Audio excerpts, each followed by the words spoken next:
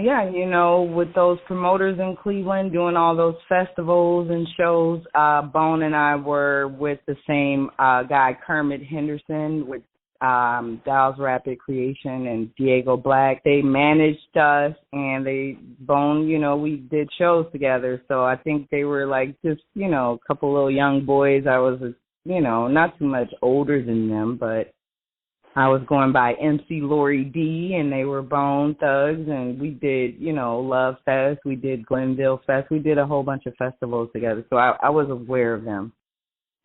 Were they pretty wild at that time? No, to me, they were just these little boys who were just good. You know what I mean? It was an honor, like, when you're an artist and you're trying to get on with the majors, it was just like we were good, raw Cleveland talent, and those people who were in position to help promote us, they did their job, So if it wasn't for them taking that time to show us love at the time, I don't think, I don't know how it would have went, but we were definitely artists, even in our own rights without a major. So Bone Thugs, shout out to them, and Lazy Bone reaches out sometimes to me, because he's like, you're a legend, because we all were trying to get on.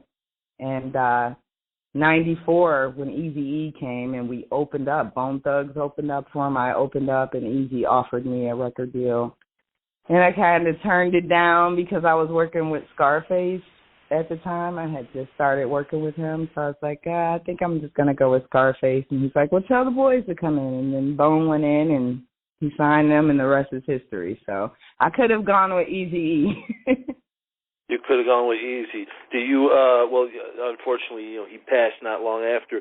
But do you kind of wish you would have at that time, or are you glad you went to the rap route? No, I'm glad, because I think it would have been more of a conflict of interest. Because Bone Thugs, like I said, they, we started, we were doing music in Cleveland. Everybody's trying to get on. It's kind of like, it worked out the way it was supposed to be, because I think if we both had signed to Eazy, it could have been more or less like, just a conflict of interest of having two Cleveland artists or teams, together and trying to fit them in, and, so I don't know. I think I'm always have belonged as a mobstress, always belonged in a mob. Rest in peace, Eazy, and I thank him for at least, honoring me. It was like, hey, I could sign you to my label, Ruthless. And I was just like, and he didn't say anything bad. He's just like, okay, send those boys in. So I walked out the room and was like, Eazy Wants You Guys.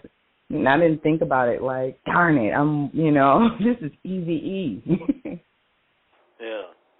Well, this was the time you're referring to when they rapped for him and stuff. They was following him back and forth. Yeah, on the bus this is or 94, 1994 at the Cotton Club, which was owned by Gerald Levert.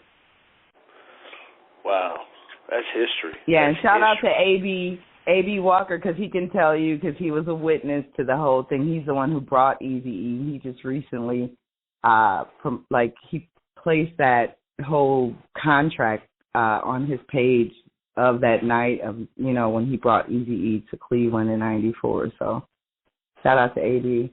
because he was there. So I have a witness. But you were already signed to Face, or working with Face at the time. When did you first meet him?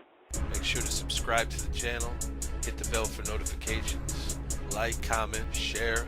Also go over to ugsforlife.com, download the entire archive, and check out new episodes on Apple Podcasts and Blog Talk Radio.